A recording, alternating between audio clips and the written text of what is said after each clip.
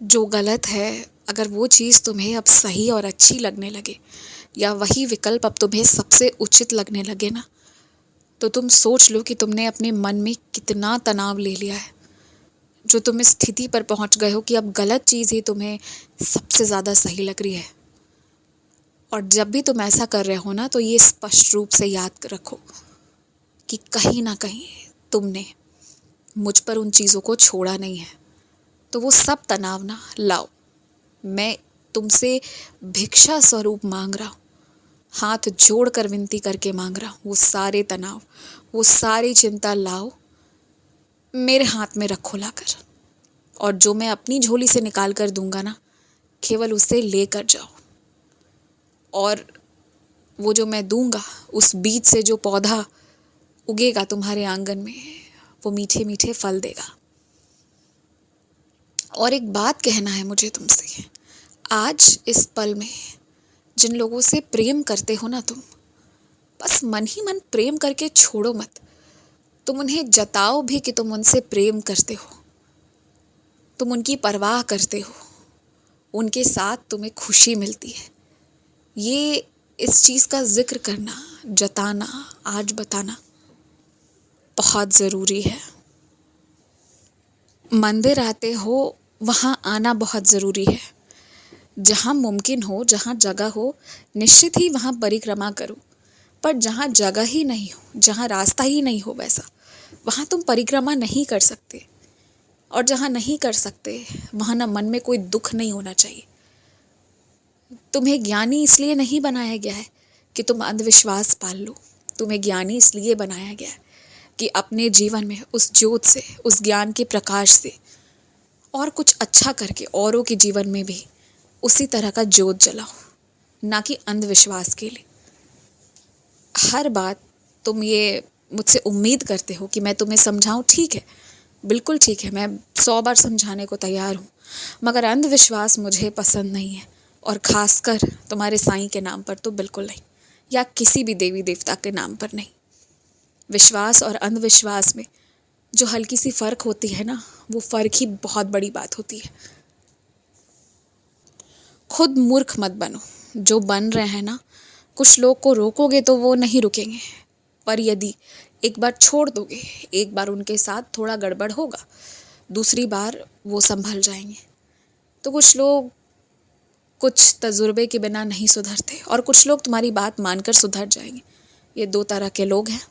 ज़्यादा ध्यान देने की ज़रूरत नहीं है, बस थोड़ा थोड़ा सहायता करो और आगे बढ़ते चलो। श्लोक को नियम पूर्ति करने के लिए केवल मत पढ़ो, या किसी भी चालीसा या पाठ को जो तुम पढ़ते हो सिर्फ नियम पूरा करने के लिए मत पढ़ो, प्रेम से, श्रद्धा से पढ़ो।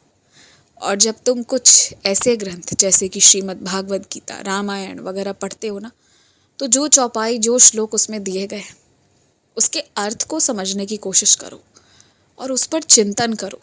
और मैं तो तुमसे ये कहूँगा कि तुम अपने आप को ना 15 दिन का समय दो, कि 15 दिन में तुम्हें बदलना है।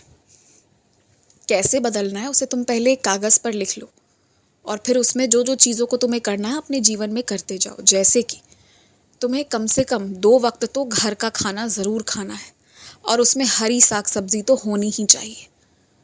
तुम्हें ये भी प्रयास करना है कि दिन भर में कम से कम 1 गिलास ऊदी जल ज़रूर पियो। तुम्हें ये भी प्रयास करना है कि व्यायाम प्रतिदिन करो, सैर करो थोड़ा, और ध्यान करो, और साथ ही साथ 10 मिनट के लिए पूजा करो, कोई धार्मिक ग्रंथ को पढ़ो। इन सारी चीज़ों को तो ज़रूर शामिल करना। और इसके अलावा जो तुम्हारे काम से जुड़ी हुई चीज़ें हैं, और जो तुम्हारी इच्छाओं से, तुम्हारी शौक़ से जुड़ी चीज़ें, उन सब के प्रति भी तुम्हें जो करना है वो करो। उन सबको जोड़ो और करना शुरू करो। मैं तुमसे शर्त लगा सकता हूँ कि यदि तुमने 15 दिनों तक इस तरह पालन कर लिया ना, तो तुम बदल जाओगे। जो तुम आज हो उससे कहीं बेहतर इंसान बन चुके होगे। तुम्हें पीछे मुड़कर कभी देखना नहीं पड़ेगा। और याद रखना, कभी कभी सही होते हुए भी एक मौका आता है जब दुनिया वाले हंसते हैं, आरोप लगाते हैं चारों तरफ से।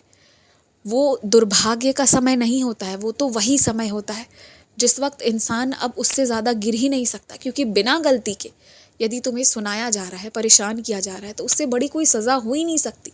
तो जो तुम्हें अधिकतम मिलने वाली थी ना, वो सज़ा मिल गई है, अब उससे ज़्यादा कुछ नहीं मिलेगी। तो उस मौके को ना तुम्हें अब ऐसे करना चाहिए कि जब उतना कुछ हो गया है, उसके बाद वो मौका तुमसे चाहता है कि अब तुम बदल जाओ, एक ऐसे इंसान बन जाओ जो अपने आप से बहुत प्यार करता है, अपने भगवान पर भरोसा रखता है, जो कर्म प्रधान है, जिसे अपने धर्म का भी ज्ञान है, जिसे सही और गलत के बीच का फ़र्क ही नहीं पता है, बल्कि वो कहने की हिम्मत भी है, जो अपने शरीर की हिफाजत करता है, जो अपने संस्कारों से, धर्म रीति रिवाजों से जुड़ा हुआ है, जो अपनी मिट्टी से, अपने जड़ से जुड़ा हुआ है। और ये वक्त भी तुमसे यही चाहता है, केवल तुम इसमें लीन हो जाओ, फिर दुनिया वालों की औकात भी नहीं रहेगी कि वो तुमसे सवाल कर पाए। इतना ऊंचे ओहदे पर खुद ब खुद पहुंच जाओगे। खुश रहो, मुस्कुराते रहो, दीर्घायु भव, और हमेशा याद रखना तुम्हारे साईं ने तुम्हें बहुत बहुत सुंदर ज़िंदगी आगे लिखी है, जो तुम्हें खुशी से जीना है। इसलिए थोड़ा सा और मेहनत करके आगे बढ़ो, डरो मत।